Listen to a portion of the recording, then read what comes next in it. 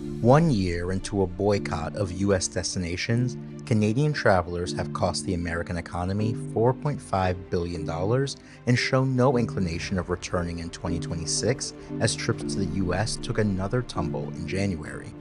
The number of Canadians taking road trips into the US, the most common way of visiting, dropped by 27% last month compared to January of 2025, according to data released Wednesday from Statistics Canada.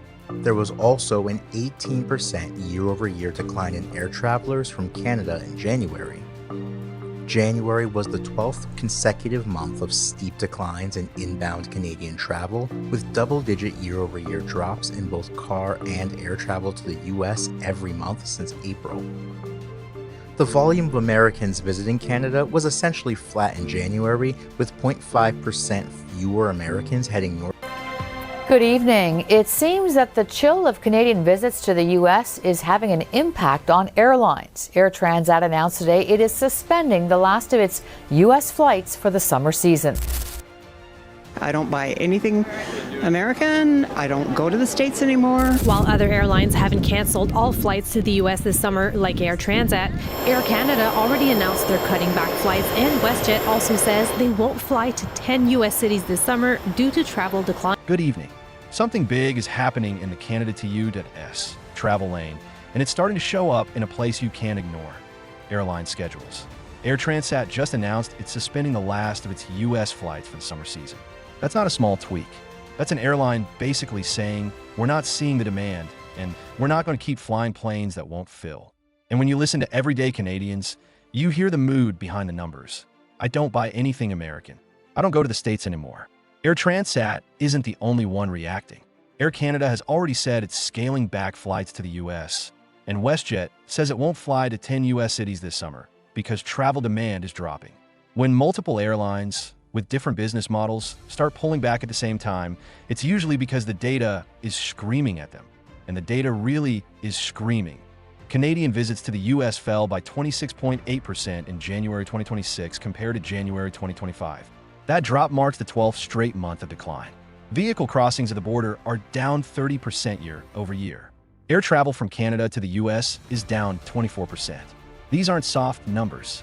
They're the kind of numbers that force boardrooms to make uncomfortable decisions fast. What makes this situation even more striking is how quickly it has turned into real economic damage. Analysts now estimate this travel pullback has already cost the American tourism industry around $4.5 billion in losses through 2025, with billions more projected for 2026 if the trend holds. And right now, nothing about the pattern suggests a quick bounce back. This didn't come out of nowhere.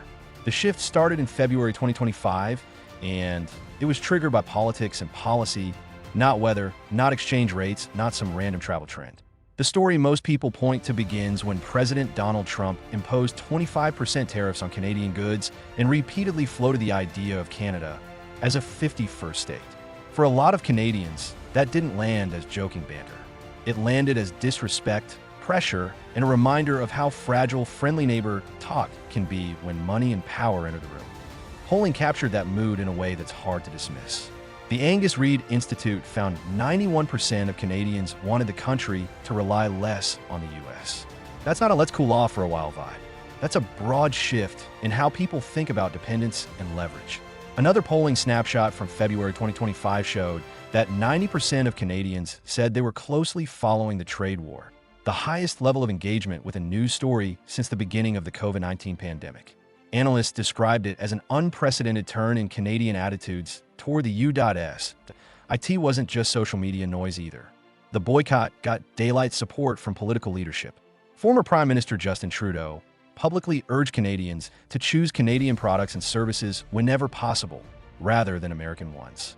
Foreign Minister Melanie Joly went on television and suggested Canadians cancel or avoid U.S. travel. Provinces followed with their own moves. Alberta talked about launching an advertising push to help residents spot Canadian products. And Manitoba boosted the Tourism Manitoba budget by $4.5 million specifically to encourage domestic travel instead of heading south. That kind of messaging matters because it gives people permission to act on feelings they already have.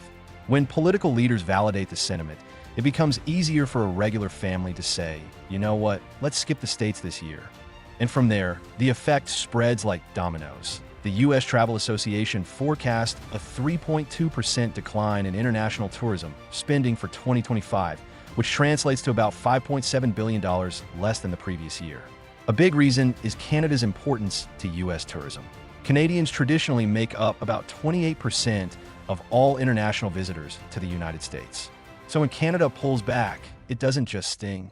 It hits vital organs. That be why January 2026, Canadian arrivals were down around 28% compared to January 2025. Statistics Canada has also been cited to support the estimate that by the end of 2025, the U.S. had lost roughly $4.5 billion linked directly to reduced Canadian travel.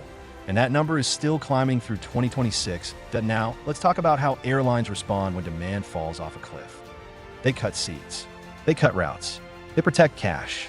They stop gambling on maybe it'll come back. OAG aviation data shows airlines removed about 450,000 seats on Canada to U.S. routes in the first quarter of 2026 alone, a 10.1% drop in available capacity.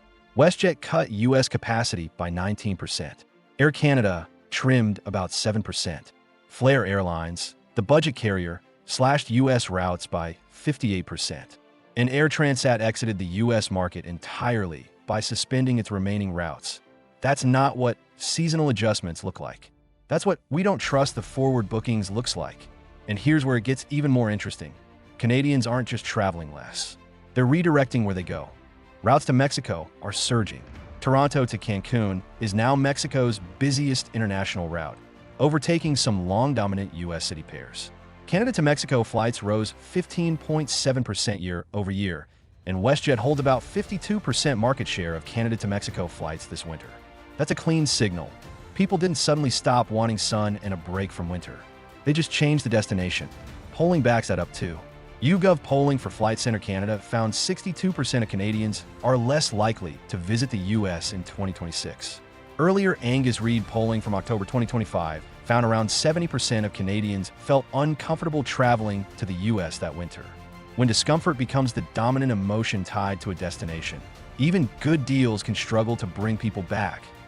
If you're enjoying this breakdown and you want more updates like this on how politics, economics, and real-world consumer choices collide, especially when it starts affecting flights, jobs, and money on both sides of the border, take a second to subscribe to the channel. It helps a lot, and it means you won't miss the next part of this story as 2026 unfolds. Now, the pain isn't evenly spread across the United States.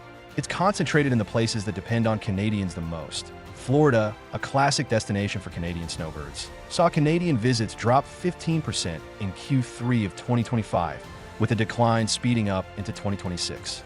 Las Vegas reportedly saw a 50% drop in Canadian tourists, according to Flight Centre, and the city responded with a fabulous 5-day sale, offering discounts across town.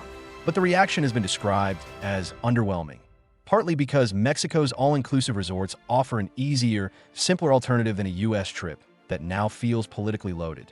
Then you've got smaller regions where Canadian visitors aren't just helpful, they're essential. Dan Kelleher, the president and CEO of a regional tourism office in the Adirondacks, told CBC News the region has lost roughly $14 million in sales from Canadians not coming. That's not a rounding error. That's restaurants, hotels, local shops, seasonal workers, and families who rely on that flow. Along the border, the story looks even harsher. Duty-free shops have reported sales declines in the 40% to 50% range between January and April 2025. One duty-free owner based in Surrey said business dropped more than 80%, forcing layoffs and shorter hours, cutting operations down to a skeleton crew of 3 to 4 employees instead of around 20. These are the kinds of businesses that are built specifically for cross-border movement. When movement slows, they don't have a backup market. They just collapse. And it's not only businesses, it's behavior. There are reports of Canadians willing to lose serious money just to avoid traveling to the U.S. One Florida motel owner said a customer forfeited a $1,000 deposit and went to Cuba instead. A woman from British Columbia reportedly gave up a $5,000 deposit to cancel a vacation to Palm Springs. Travel agents say those extreme cases aren't the norm, but they're revealing. They show this isn't just price sensitivity. It's emotional. It's political. It's identity. People are making choices that cost them money because the alternative feels like compromising something that on top of all that, border policy changes are adding friction at exactly the wrong time. Angus Reid polling found that about two-thirds of Canadians said new fingerprinting requirements felt invasive or made them uneasy.